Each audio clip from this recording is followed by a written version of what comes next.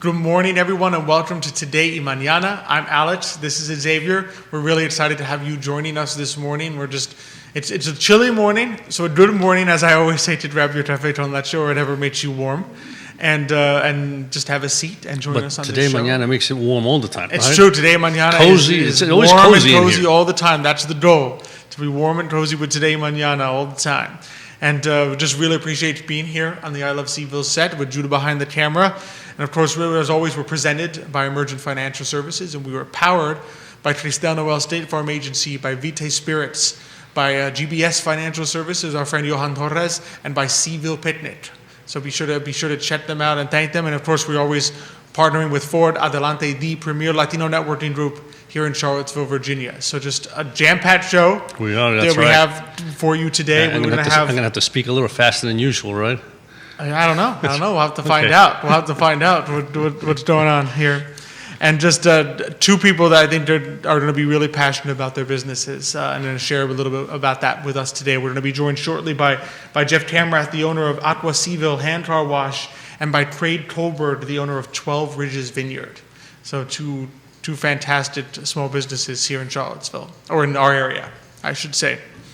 But first, one of the things we always have is our little opening financial topic, and I think we've covered a lot of things over time. We've done everything from Roth conversions and financial planning and things you should think about when purchasing stocks or bonds. But today I think we're going to be covering something I don't think we've quite covered before, which is to think about how important it is to sort of not pull that trigger and not go into a sector or a stock. Because I think it's something that never shows up in the radar, right? When you go back and look at your portfolio for the end of the year, you'll see that stock you picked that went up 30% or that stock you picked that went down, but you'll never see there that stock you didn't pick and what it did. It doesn't show up in the portfolio, and something that I know has been on your mind a little bit lately. Well, this actually came about from when we were on Real Talk, right? And I know somebody had also asked a question about Evergrande, and of course the thought of the Chinese decision we made this year. And so I remember being back in 2001, we were, we had one of our better years that year, one of our best years, I should say, right? And we were like a top 10 in the country. And every time I went to a client meeting, they'd say, Xavier, I kind of go through the portfolio and it didn't seem like you hit any home runs, but you're like the best, So what happens is, well, sometimes it's the decisions that you make that you don't see in the portfolio that make a big difference. And so back then it was, Enron and MCI, for example. And when you look back on the Enron situation, the bottom line was that, they were essentially Enron came out to be cooking their books. Yeah, they were cooking. Yeah, it was an accounting gimmick, right, where they kept saying that everything was off balance, right? So I kept looking at the numbers and I said, well, this is just not making sense. And I'd have all the analysts come in and they say, well, yeah, but look at the business on the side, what they're doing. And I'm saying, if it's such a good business, why isn't it on their books? It just doesn't. It didn't make sense to me. And I said, as good as it looks and as good as everybody tells me that this is a great company, I didn't see the transparency. The numbers, weren't clear to me. And I said, I can't make the decision to go into this particular bond at that point in time. And whole and behold, within a few months or whatever, 6-7 months, obviously they filed for bankruptcy. And when you have a bond situation where, those bonds were trading at, 100, 102, when you go from 100, 102 to zero, huge impact, right, on somebody's portfolio, on the indexes that you try to track. So not having that bond makes a big deal, right? And so, I sit here today. Obviously, we heard, Evergrande is officially in bankruptcy. Real estate company. Exactly, is officially in bankruptcy today, right? Because they didn't pay their coupon payment. And so, again, you and I made a decision. Well, the whole firm made a decision. I think it was back in around June, that because of what was happening in China with, financial reporting, that their companies were no longer provide third-party audited financial statements. They would provide government-provided. Exactly. They wouldn't allow you to take a look at the numbers and the and the balance sheet and the accounting statements of companies. You had to just take their word, and you say, okay, that's fine. I'll take their word for it. But First Well, of all, I'll take it's it a with a grain- government. I'll take it with a grain of salt. But first, it's not only is it a government, and you know how I feel about all governments, but in particular when it's a communist government where they come first, right? Their people come first, they come first, and we know that they also have hidden many things. So you say, before I continue to invest in a country where I cannot find out enough information to see how things are going, right? I'm going to just step aside. And again, it could be the wrong decision, but it's a decision that we make because there's just no transparency, right? I mean, let's face it, there's no due process and no rule of law in China. And when that happens to a country and you sit here and go, can I truly invest in those particular equities of that country without knowing what's going on with each and one of those companies? The answer is no. I mean, if a client comes to me and says, why did you invest in this? Because listen to this. I mean, so I believe since June or early July, I think the S&P is up about 7%, the Dow is up about 9%. One of the Chinese stock indexes is down 20% in the time period and 43% for a different index. That's a huge difference. So in other words, if you were invested in any of those particular indices, in particular equities of those particular that are in those indices, I mean, you're down 40% and 20%. Well, and the issue even more than that is your client comes to you and says, okay, you're down, this part of my portfolio is down 40%. Why did you invest in it? What did you see that you wanted? Your answer is much more difficult if you say, well, I didn't really have any financial statements I trusted. I didn't know what the sales of these companies were because it was provided to me by, the Chinese Communist Party was providing these statements, and I didn't really look into it. But I thought it was a good little bet there. It's like, that's not really going to fly. We all make decisions that sometimes you purchase stocks, you go into a sector that doesn't do well. But at least afterwards, you're able to say, well, this is my rationale. Exactly. In other words, clean energy, right? Clean energy hasn't done as well this year as it did last year. But a financial advisor can make a rationale and say, well, long term, here's why I think clean energy is a good idea. Here's why I want to be invested. I want to invest my clients in clean energy. And here's the companies that are there, and here's the sales they're doing, here's the products they have. When you're facing something of potential delisting of Chinese state-owned companies and companies where you sit there and say, this sales number could be real or this sales number could be bogus, and nobody's allowed to audit this sales number, how do you then say, yes, this was a really great long-term bet because their sales look great?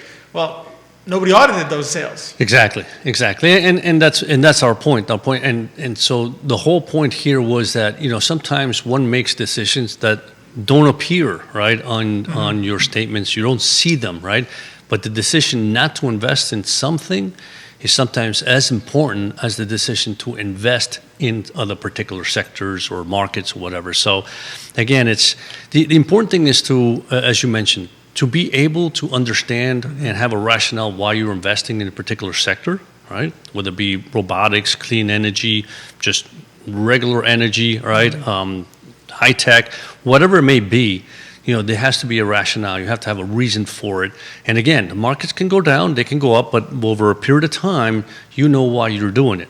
When you're investing in something that you are clueless, right, you have to scratch your head and say, why? I mean, you have no information that proves to me that you made this decision based on not only rational information but full information. And it makes it more difficult to then make future decisions on that, because let's say you purchase a company on the basis of rationality. I like that this company is producing this product which looks like it will sell this well. If 6 months from now company starts down, you go look at it, you say, is the product still there? Is it still selling well? Yes, I'm going to hold it. Is the product, did they close this product line that I was excited about? Is this product not selling well? Well, now I have a rational basis to change my decision. And so if you don't have that information, if you don't go into it with a rationale and say, well, this feels great to me. 6 months from now, it's not doing as well. How do you decide what to do? Do you go by, now I don't feel great, but should I hold it? Should I sell it? It's a much more difficult decision to make because you never had a rationale to buy it in the first place. And let's be honest, there are still many investment advisors that believe in investing in Asia and China in particular. And I respect their opinion. I just respectfully disagree with that opinion, right? So it's not. And again, I mean, China's returns may be off the charts next year. Who knows? But from our perspective, again, if we just don't feel confident with the information we're getting, we just don't feel confident that we should invest in that sector. Yeah. And it's an interesting concept, is like you said, it doesn't show up Right. anywhere, right? There's no, so like not, let's say, a Chinese index went down 20% and you didn't buy it. There's no plus 20 on the portfolio at the end of the year. It's like plus 20% for not buying this. It doesn't show up there. Right, exactly. You just have to know yourself, then say, and sort of analyze always your decisions and look back and say, oh, you know what, that's a minus 20 that I avoided. Exactly. So, but in some ways, it's like the first thing that came to mind was like football, right? And in football, if you don't fumble the football, it doesn't show up anywhere. If you have like a really sure-handed running back and he never fumbles, it doesn't actually show up anywhere on his stat sheet. You're not going to be like, this guy has plus 20 times he could have fumbled but didn't fumble the ball. Exactly. True. But it has a value, because if he fumbles the ball, it's bad. Yeah. Right? So you sit there and say it's a value that's added, but that you really can't find on a stat sheet, but it's there. You have to look back and say, you know what? This guy is a steady hand. And you kind of know it intuitively. This guy's a steady hand. He's not going to fumble the football. And in some ways, you have to know it intuitively and say, hey, you know what? Let me go back and look at that.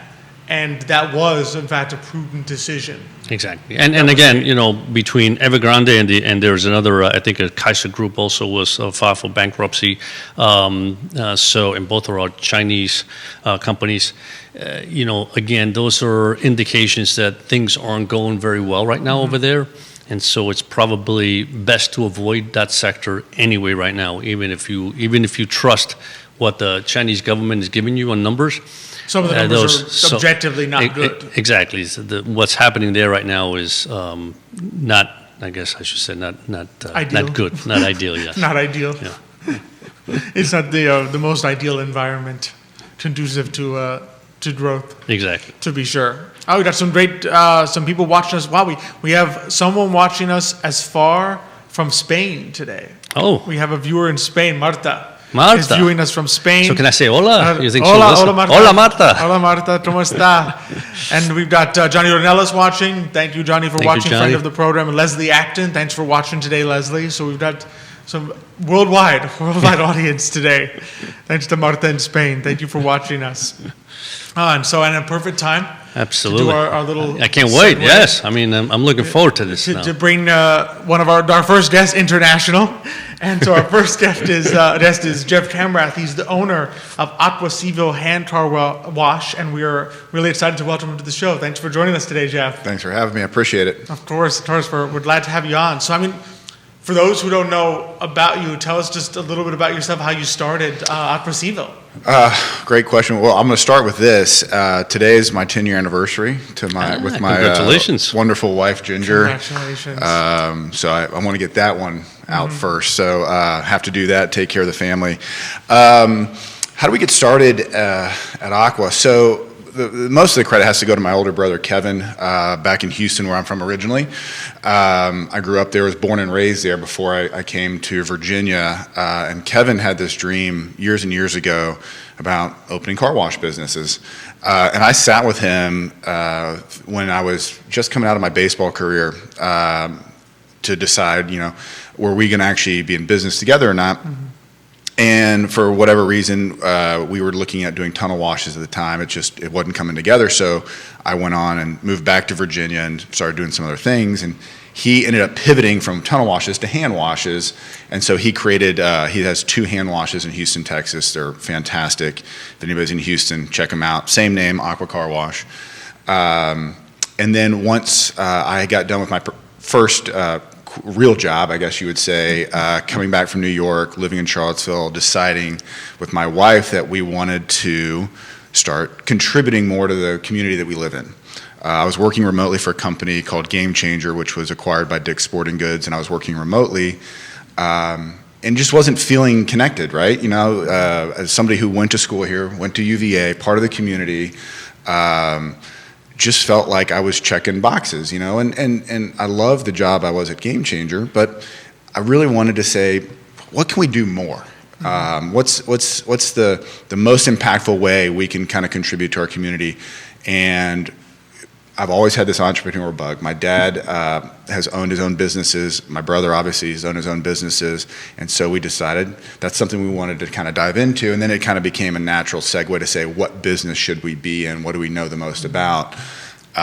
Through my brother. And then he helped us kind of start conceptualizing what a hand car wash would look like here. Because, Charlottesville being smaller than Houston, smaller market, we really felt like we didn't necessarily want to be competing, if you will, with some of the bigger, established car washes. There's Clean Machine on Pantops and White Horse up on 29. We just thought, what's something that we can do a little different? And obviously with my brother with the hand car wash, we felt, okay, is this something we could do in Charlottesville? Could it be viable?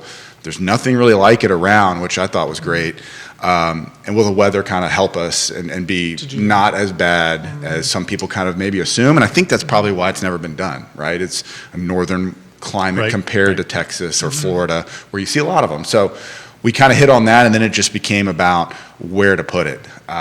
29 or Pantops, kind of the only two that make sense. Really, from a traffic standpoint, you need volume to kind of drive the business, and so that's how we kind of landed on where we are. We're right between Cookout and Bodo's, right? It's easy to find. It's kind of hard to get to though, because you can only go on the northbound side, so you got to come from the Barracks roadside, but. We love it. It's been almost 4 years in April, so we're really excited. Really having I would say, finally having a normal year. When we opened 2018, it rained that whole year. I mean, it was the wettest year on record, as Alex can probably attest to with the Vineyard later. So you had all the rain, and then you have COVID in 2020. So it's really been a tough couple of years to kind of start a business, but we've kind of elbowed our way out a little bit, and we're really excited for what the future holds. Yeah. So I'm curious about two things. One is, you mentioned baseball. Did you play baseball for UVA? I did. I played baseball here for position? Coach Womack and then Coach O'Connor. Okay. Oh wow. All right. So I transitioned both, and I was hurt my third year, so I sat out my fourth year and played a fifth year for Coach O'Connor. I was a pitcher. I played a little third base my first year, and then some guy named Ryan Zimmerman decided to enroll at UVA, and sad to say, I couldn't hit like he could. I definitely couldn't field it, so I was like, well, Jeff, you're going to be on the mound for time being. That's probably the best thing, right? So, I ended up having a really nice career here, and then got the opportunity to play professionally for a few years, so that was awesome. And, really grateful for that, and that was with Tampa Bay, so for 4 years. Okay. Yep. Minors only. Fantastic. Well, that's great. Being Yankee fans, we're glad you didn't play against us. Well, I always had some stories when you're in spring training. All the big league guys are around, and that's right, yeah. They always say, "Hey, what's the hardest stadium to pitch in?" Tampa Bay, because it's so empty all the time, and you can hear every fan in the stands. Well, what's the easiest stadium to pitch in? Yankee Stadium, because you can't hear a thing. It's just all white noise, basically, which I thought was interesting. That's interesting, yeah. There's a Yankee story for you. There you go. Love it.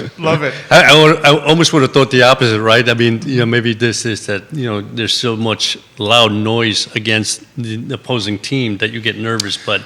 I guess only if you're the closer, right? It's the weirdest thing. The louder it is, if they all blend together, you can't really pick out a voice. But Florida State and Clemson had these couple of hecklers that were really good at getting their voice piercing through the crowd, so they could get in your head a little bit.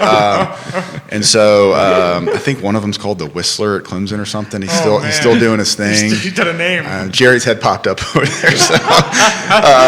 But yeah, those guys, if you let them and you don't really focus in, that can be nerve-wracking for sure. But no, I mean, honestly, it's one of the greatest experiences of my life being able to play here, obviously, and then coming back here. I mean, Charlottesville's such a wonderful community that as every time I would end a baseball season, I'd always just kind of fell back here, whether it was giving baseball lessons in the off season. I fell in love with the mountains, because I really didn't experience that at UVA. You really don't leave the bubble a whole lot. At least back then you didn't. There was no Uber, there was no Lyft. You couldn't get out and about really if you didn't have a car. And so, you basically just stayed right around grounds, right? And so as I came back, I played more golf and got to be out in the mountains more, which reminded me of my childhood. In the summers, we would go to South Dakota in the Black Hills, and really just kind of felt like home. And and then all of my teammates were always around the area. So it just kind of became this central place, and my wife went to JMU. So once that all happened, it was done deal. Yeah. I was going to be in Virginia. You were coming back to Charlottesville. It was That's meant to right. be. It was meant to be. That's right. Now, I had another question, if you don't mind. Yeah, go for it. Go for it. So could you tell me a little bit the difference between a tunnel wash and your hand wash? So there's different styles of car washes, and there's probably a handful. I think the most common that you typically would experience, there's models, right? So a great example is Clean Machine and or White Horse would be considered a full service tunnel wash, meaning the tunnel does all the washing, and then they have a team of people that completes the service, whether they're drying the car, doing the tires, the windows, the vacuuming, which is what we do. We do a full service, but it's hand wash. Okay. So we have a team of guys that wash the cars by hand. We don't have this big equipment package.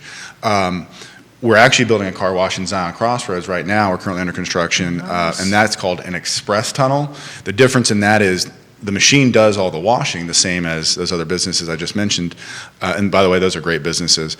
And the customer has the option of doing the vacuum themselves at the end of the service. There's no team at the end, so it's less labor. It's less labor intensive. It's I wouldn't say the quality is less. It's just the service is different, right? And so the customer is really utilizing the service for expediency. It's really quick. The wash takes 2 or 3 minutes, and then you can just shoot on out and go about your day without doing having anything else done. And if you want to, the vacuums are free, and so you can keep costs down a little bit. Your labor costs are obviously lower, but your cost of entry for a customer can also be relatively more affordable, if you will. Exactly. And in a community like Zion, which they have one car wash out there, I think it's a perfect fit for that, because it lets you service everybody in the community, whereas our service at the hand wash, the way we're priced and the way we're structured and our speed, it takes time to go through a hand wash. Sure. You're going to be spending 30, 40 minutes, maybe an hour if you have some higher end services, or longer if a detail package is bought. So it's just different. And so in Charlottesville, you have those customers, and being a tighter community, people can get around town a little easier. They can get a ride, coordinate that kind of thing. So we just feel like that'll work in Zion. But in Charlottesville, we love the hand wash option, because it just provides one other option for folks to go to. So yeah, that's what we like to do. So what's sort of the process? So if someone comes to the hand car wash, what are some of the things that are done there that's different than like your... Sure. So, I mean, the main difference, right, is going to be the hand component of it, right? We're building a tunnel with machines in it, so this is not a poo-poo of machines. Yeah. This is the idea of when you touch a car with your hands, you can do different things, you can see different things, you can focus on different areas, you can do different levels of service, because you're literally putting your fingertips on a car. You can feel the paint surface, you can feel if there's something on it, you can feel maybe little bits of damage in the car, you can feel if there's a wax on it, you can look at the undercarriage or the wheel wells and really get in with a pressure washer and target some different areas for cleaning them out. And some people do think that it's safer on the paint surface of your car. I like to think that it is for certain people and different types of vehicles. But the technology is coming along in the car wash industry, where the machines in tunnels are getting really, really good, and they're really safe. But at the same time, if you go through a tunnel, let's imagine this. You're getting all this service, it's washing your undercarriage and your wheels and does a quick wash, and you come out and the blowers hit the car.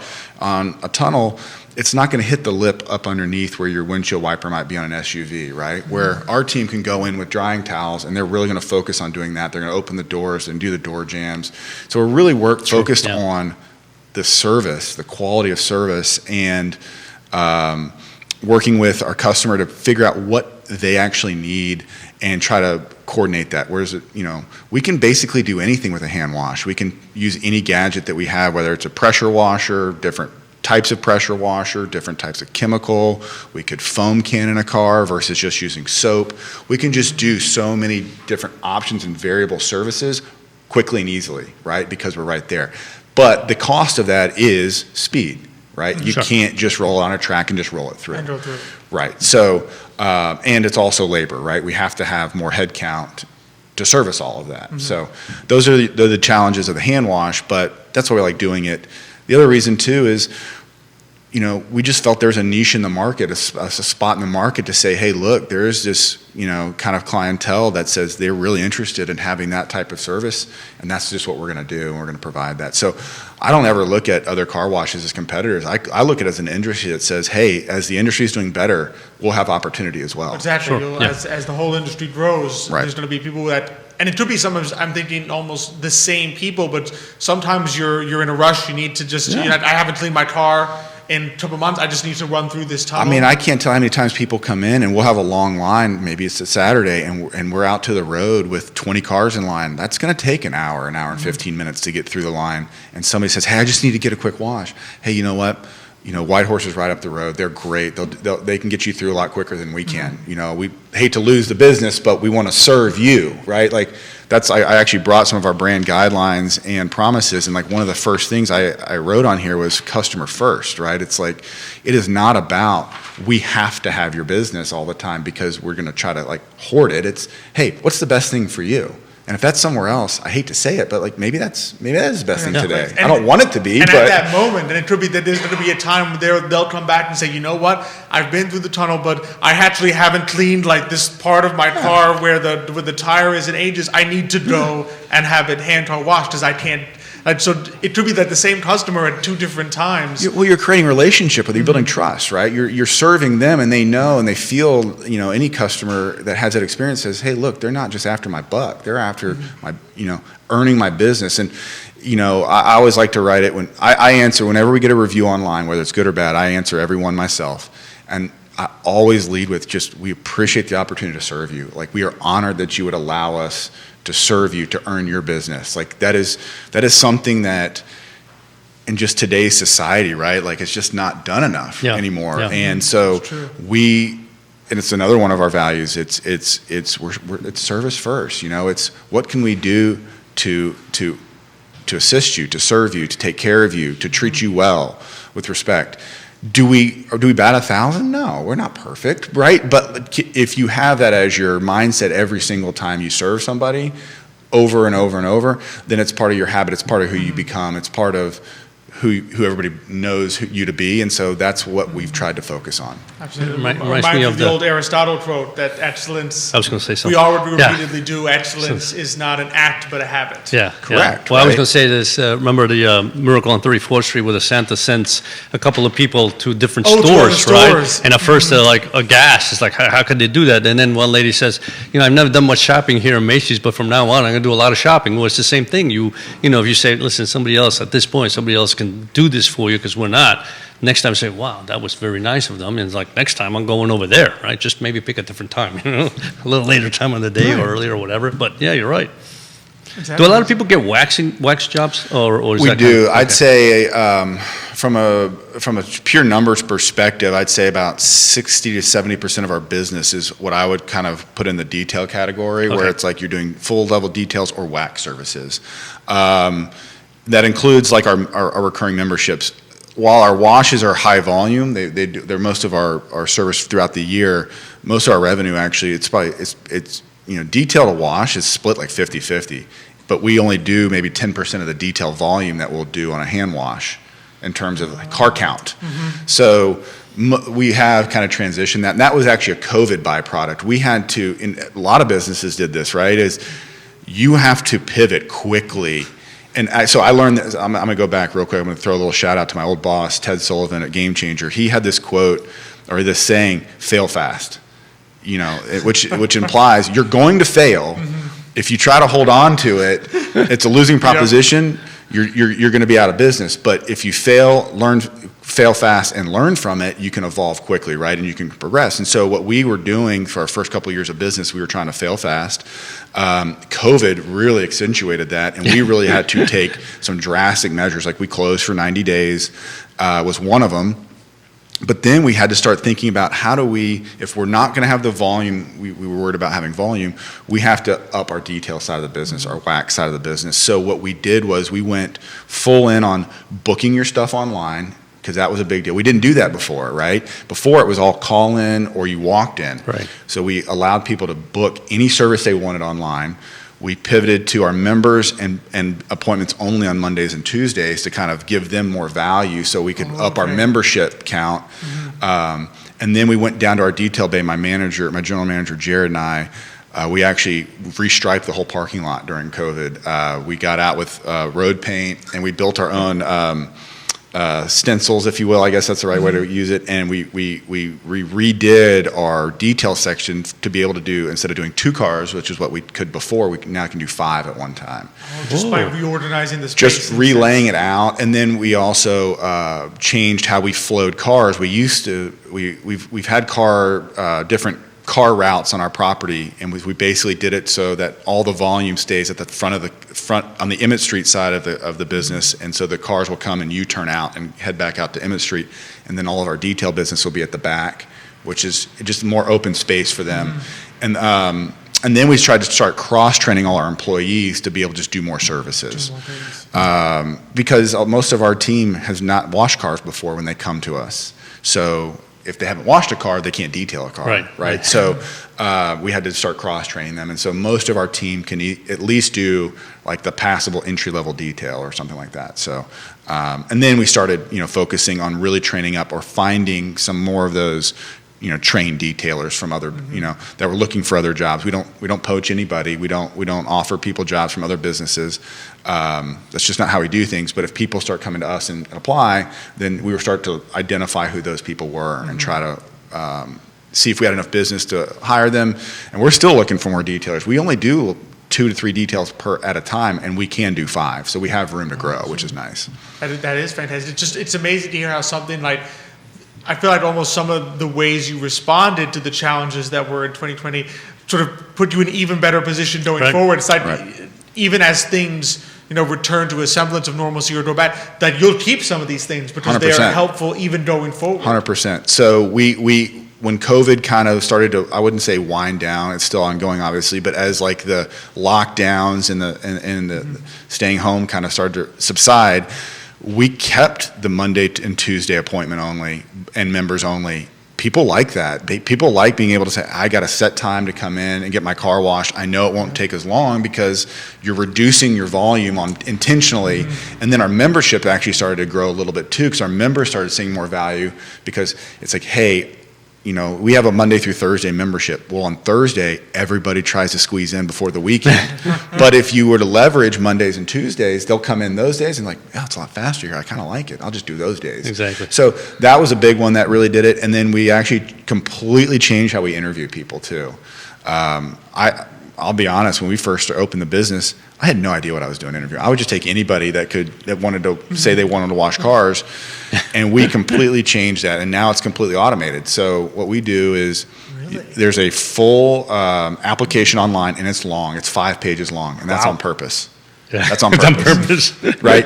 Can you get through all of these questions I'm asking? The information's important, but the task is what I'm looking for. The second thing is, and there's a guy I used to work with, his name's Harris Oserman. He owns a company called Talk Digital, and he actually was doing these automated interviews online. So if he can actually plug into your Google hiring application form, take the mobile number out of it, text you a link so that you can apply. You can do an online automated interview over the phone. The questions are read to you and you record your answers. And then that goes into a spreadsheet that I can see, and it also does voice to text, so I can read them too. So now I can literally, unbelievable. I mean, I don't even look at a candidate until I have both of those steps done. I can then go read the interview, then I can listen to the interview, then I can look at the application, and then I can have them come in for the third step, which is an in-person interview. And if they show up on time and don't bomb the interview, like, you're probably going to get a job offer, right? Because you can do the things that we find valuable, which is really show up on time and do it and follow the task at hand. Right. And really that just comes down to me, that's a character thing, right? Do you have high character? Will you do the things that we ask you to do when you say you're going to do them without excuses, and show up? And our retention has gone way through the roof on those types of people. Our turnover is so much lower than it used to be. And so that was another COVID byproduct, right? Because we were like, we have to find better people. And so our team is just phenomenal right now. We have just a great group of guys and one girl. We would love to have more women. It's just we don't have those applicants, so I don't know, You know, how we get more. If there are women watching, you can apply. Yes. There you are. There's so many growth opportunities. Absolutely. And they're looking for you. Oh, got some more people watching our show. We got Pamela Murray, thank you for watching. Mike Malia, Elizabeth LaMarche, thank you for watching the show today. Fantastic. Hey, oh, nice. how's it going, G? Fantastic. Happy anniversary. There you go. Live on air, happy anniversary. You got that one in there. Fantastic. So just before we let you go, recap where can people find you again? And if they want to check out online, where can they Sure. go look? The best way to go to find us is online, aquacville.com, just like it sounds, AQUA-CVille.com. You can literally do anything on our website. We actually just revamped it today. We have some new pricing that went into place today and some new structures, but you can book appointments there. You can book details, waxes. You can find all the information you need on each service. You can request a quote. If you don't know what you need done, you can write that in. And then if you're just looking to drive by and stop in, we're at 1300 Emmett Street North. We're right north of Barracks Road Shopping Center before you get to the bypass. So if you're thinking about how do I get to Bodo's, we're right there. However, if you're coming around the bypass, what you want to do is go down to Barracks Road exit and then come up from Barracks Road. That's the easiest way to do it. And we'll take care of you. Our managers, Jared and Chris, who are second to none, will greet you. They'll talk to you about what it is you're looking to get done. They'll suggest something to you. And guess what? If that doesn't fit for your time frame or your budget, that's fine too. Just tell them, and we can do that another time.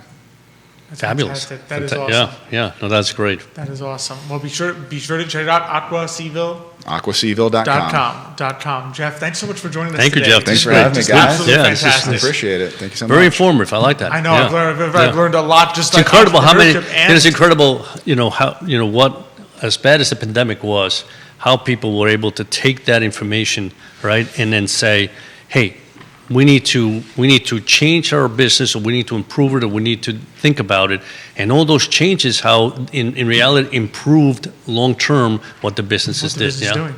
That was amazing. That was really good. amazing. So that was Fantastic. I was impressed, to I be know. honest with you. Yeah, It was, and just I love these interviews where we learn so much, not just what the business does, but also like what goes into it. Yeah, exactly. What's involved with being an entrepreneur, and the passion you have to have, but also the ingenuity to be able to shift on a dime, the ability to sort of work with people and analyze what's needed.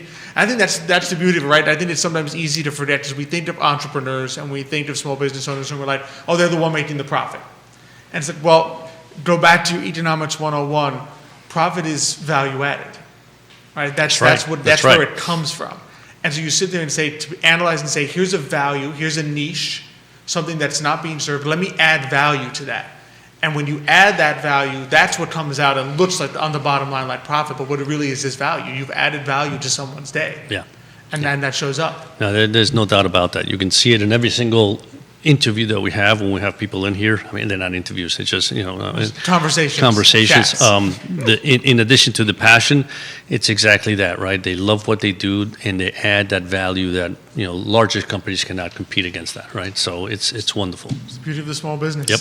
And from one great small business owner to another, we're really excited to welcome to the show now Craig Colberg. He's the owner of 12 Ridges Vineyard. Craig, thanks so much for joining us today. Thanks, Alex. Great to be here. Great to have you on. So, tell us. I had the opportunity beforehand, which obviously, if you're listening, you can go check this out to look at your website and to see just the beautiful space that is up there at 12 Ridges. So, I'd love to learn a little bit about yourself, like how you came to start 12 Ridges, how you found the space, and a little bit about your story. And are there really 12 ridges around you? Is that how it came about, or? I'll answer the 12 ridges and why we're that to begin with. Yes, absolutely. Actually, there are far more than 12 ridges around the property itself. However, if you look from a particular spot in a particular line, you can actually count 12 ridges in a row far into the horizon. Okay. That's amazing. So it is amazing. It's actually quite unique in that way. Yeah, and I never really had a passion early on in my life to have a vineyard. However, about 11 years ago, when my wife and I actually purchased the property, we considered many different things about what we would do with it, and it happens to be in an incredible location. And it really took us years to figure out what to do, and it wasn't until about 5 years ago that we began to think that we could do something unique at the top of the Blue Ridge Mountains in the state of Virginia. And it was really through a confluence of a number of things that we came to that decision, not the least of which is just learning a little bit about high-altitude wines. And high-altitude wines are unique within the industry. They certainly are. It presented an opportunity of being unique within the state of Virginia, for sure. And we did a lot of research then, soil tests and reading about was this possible to actually have a vineyard at 3,300 feet. Wow. Which is up there. At the top of the Blue Ridge Mountains. And that obviously led us to this vision of having a beautiful vineyard in a beautiful venue and that people could enjoy. And so that's how it more or less came about. And, you know, since then, we've had one partner join us in the effort, and my family is involved. And so it's a joy. And the vision is still unfolding at this point as well, which is exciting. That always is, that when you just sort of see it there, but it's not over yet. It's almost like, I'm someone who loves writing, so almost like I feel like writing a novel, but you haven't gotten to the ending quite yet. Right, well, vision has a lot to do with not just size, okay? Vision has a lot to do with beauty, for example. And one of the things that attracted me to, initially, to even think about a vineyard was the beauty of a vineyard. And architecturally, literally, and aesthetically, how it can appear and draw your eyes into the mountains or draw your eyes into a particular view, in our case of the Shenandoah Valley and the Blue Ridge Mountains. So that's a continuing vision. And as we put in more and more vines over the course of the next several years, you know, we hope to actually get to a point where we have 30 acres altogether. Today we only have 12 acres. But I might add, I thought 12 acres wasn't all that much. I can tell you, it is a lot. It's a lot. Growing vines is not like growing tomatoes or corn, and they all need individual attention, and it's much more complicated. Is it harder to grow grapes in that altitude than in a lower altitude, and what kind of grapes grow well there? Well, there are different issues that we face rather than what they face down in the valley, for example. Obviously, temperature and wintertime temperature. We would begin to have a problem perhaps with the root system of the vines if it dropped below 10 below zero. Okay. And we get close to that Yeah. at that altitude. Not every year, but it often drops below zero. So you have that as an issue. You also have the issue of a shorter growing season. Your start is later, and your potential finish could be earlier because the first frost is likely to happen at that altitude, rather than down in the valley. So I mean, those are some of the primary things that we deal with. We also have to deal with wind up there, and that is also a factor. And so we had to build a trellis system that had an extra wire in there, so that that simply prevented the vines from flopping over. Oh, okay. On strong windy days. To get them upright. Okay. So.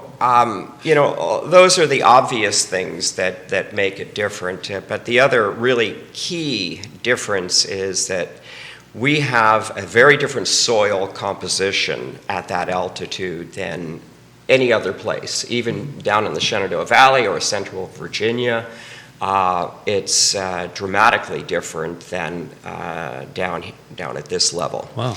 And so what that means is our clay content is significantly less. Okay. The soil itself is not, it's much more permeable as a result of less clay, and it's a stony soil as well, which is really, that was a fantastic surprise for us, and it was something that we didn't know existed when we bought the farm, so to speak, but consider it a gift as we have discovered.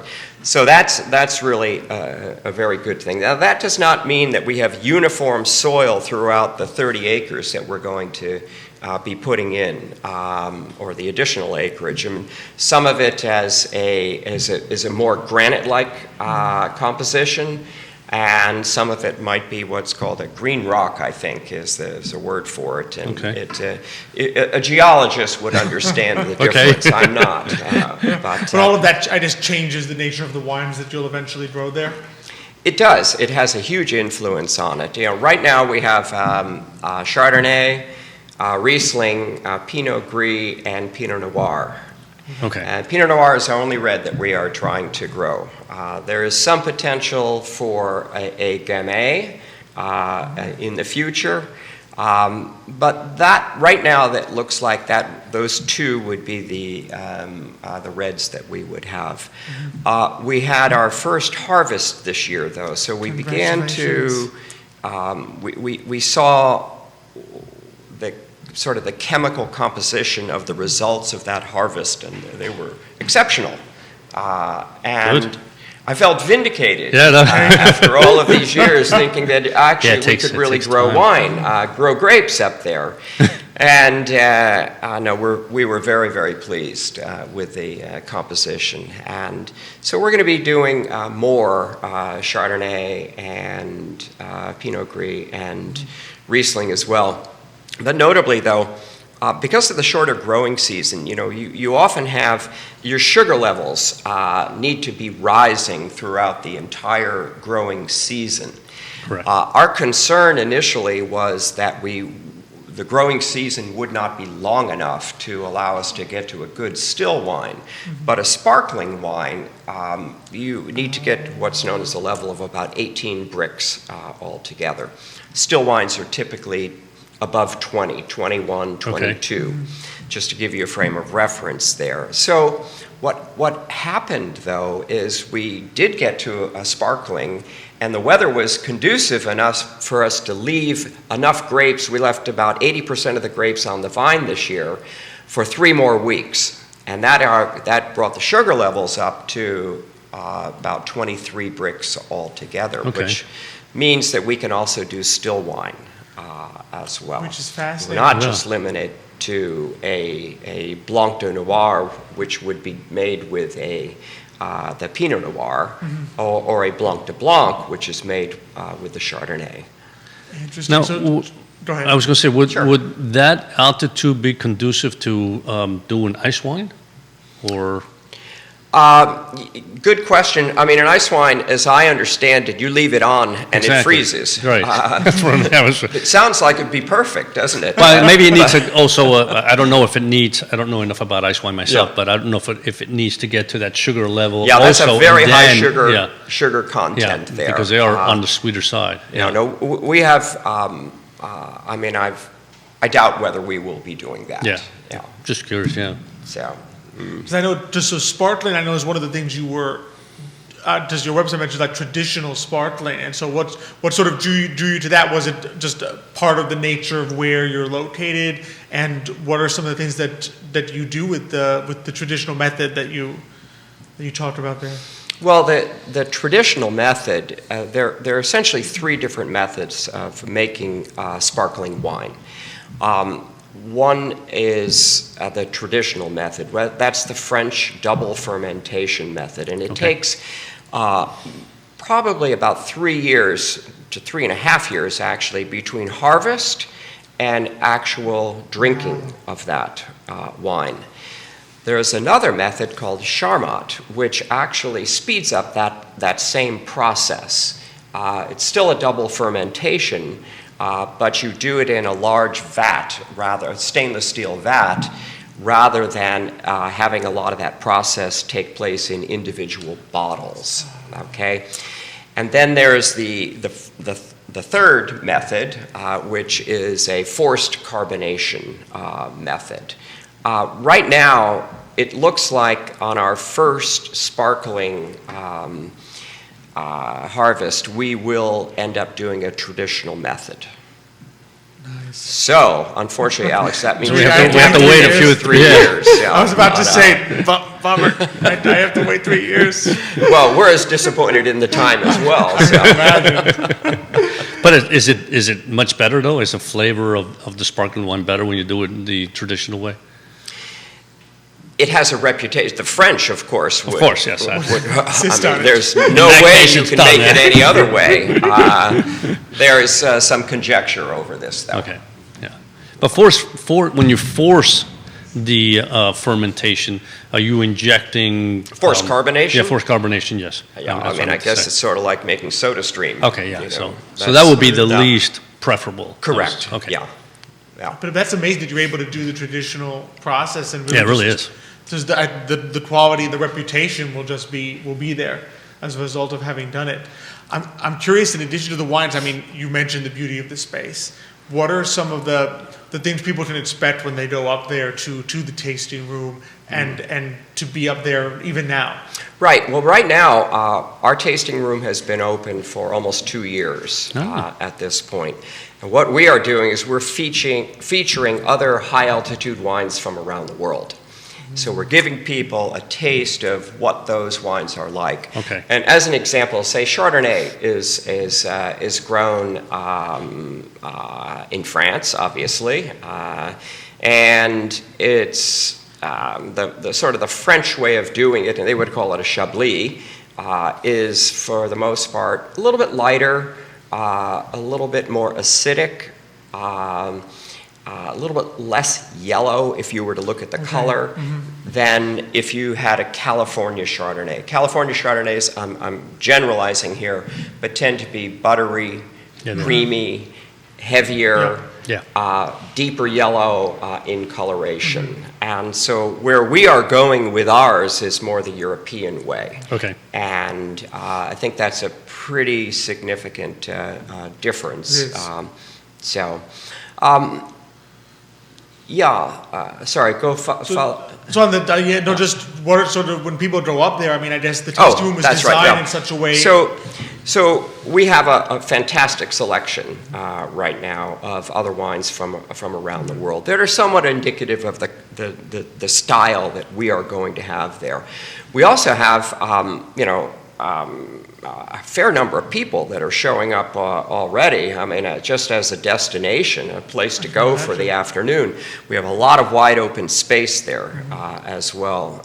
Ironically, COVID, I won't say it helped us, but I don't know if it helped us or not. But because of our wide open space that we had and people could just put a blanket on the ground, we had hundreds and hundreds of people. Wow, that's great. On a weekend that is a busy weekend for us, we can have 750 people, maybe 1,000 people show up. Wow, and nobody that's feels impressive. crowded. Yeah, that's impressive. It's such a large space. Because I mean, it's located, correct me if I'm wrong, at the top of a hill, such that you have 360-degree views of the mountains. Right, and a friend of mine calls it the pinnacle of God's creation on the East Coast. And he's a dear friend. I've never forgot that expression after he said it. So that's a great one. It's a great slogan. Yeah, it is. It really is. But it is a 360-degree view, and it is magnificent. And people. A lot of people have said if you're familiar with The Sound of Music and the opening scene there, Julie Andrews coming in over the meadow and everything. The hills are all that. So many people have said that reminds them of that. Wow. That is, if you're a music fan, you can reenact it out there. So we don't have to go to Austria. We'll play the music for you. If you want to come and sing it. So that's amazing, because it just. And what I love is that you're sort of previewing for people what to expect in the future. So I'd come out here, enjoy this beautiful space, take the views in, and enjoy some wines and begin to learn about the wines that are going to be made I mean, 3 years from now, that are going to be made at 12 Ridges. Well, as a business, this is, it's not as if everybody knows the difference between high-altitude wines and normal wines. Exactly. So it is a little bit of an educational process right now. I think it's an educational opportunity as well. And I think, from a business point of view and how we brand ourselves, that's really what we want to be known as. I mean, we want to be known as the, sort of unapologetically aspirational, best cool climate wine in the state of Virginia. I mean, that's where I'd like to take us. East Coast. Exactly. East Coast. East Coast. There you are. There you go. There you go. I like that. Think bigger. Absolutely. I mean, where you are, I mean, if it's the pinnacle. That's right. It can't get any better. That's right. And we also have some near-term plans for a residence club up there as well, and that's quite exciting. We're also putting in a new road into the vineyard area itself, and if anybody's been there, they would know that there's a single-lane road off of the Blue Ridge Parkway right now. Well, we are putting in a new road off of a state road, which allows us to do a double lane. So that's going to be very helpful. Okay. I can imagine. So, I mean, for people who haven't been there, where are you guys located and what's sort of a generally easy way to find you? Sure. The easiest way to find us is just to recognize that we are at milepost 25 on the Blue Ridge Parkway. Okay. And for those of us who live in Charlottesville, the way that you would get there, you could go to the top of Afton Mountain, you get on the Blue Ridge Parkway there, and you go 25 miles south.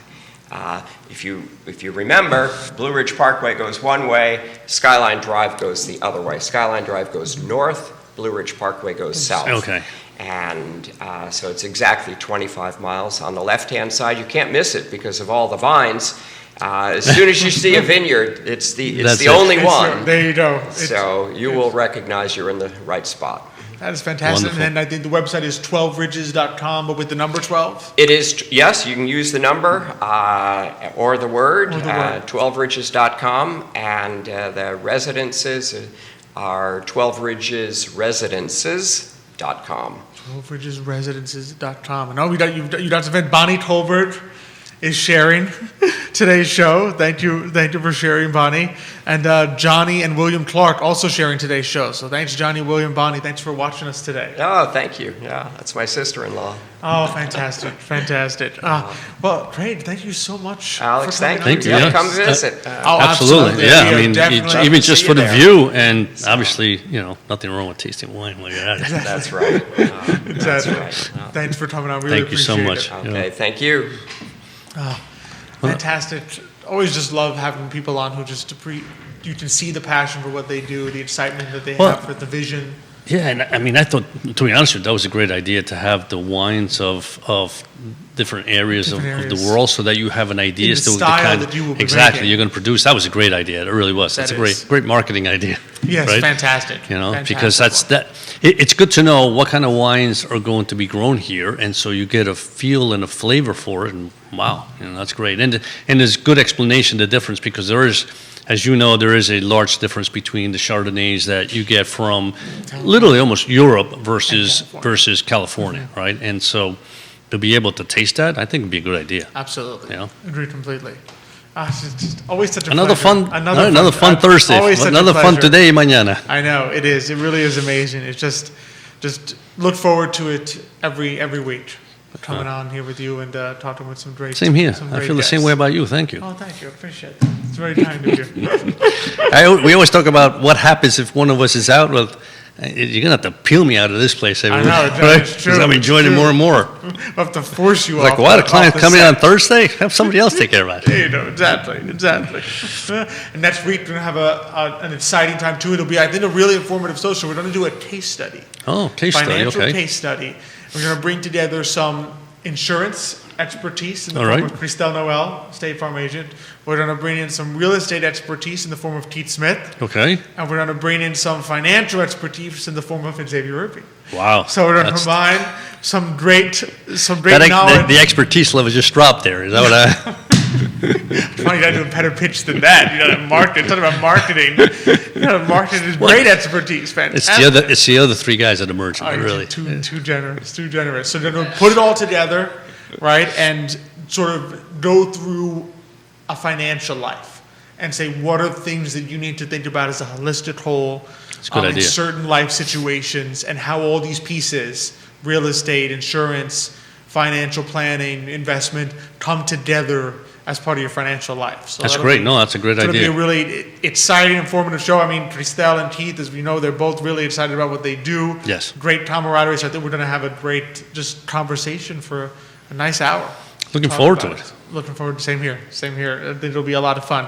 Quick shout out to all our friends that participated in First Street Holiday Fair this past Saturday. It was a beautiful day. We were able to go out there today, Mañana, and just the Vitae Spirits had some fantastic. We had some fantastic hot apple heard. cider, salted caramel apple cider was amazing. Put a little bit of something on the. With a little bit of something Okay. that may or may not have been in there, and his selection, of course, was fantastic. Darling Boutique across the street, they had put together some great artisans, so it was really a fantastic time. I heard it got really packed. Around 12, lots of people came out to hear Lily Graciela sing. And enjoy just the food, the wine, the food of sombreros, and the spirits at Vitae. So it was just a great time on a holiday weekend.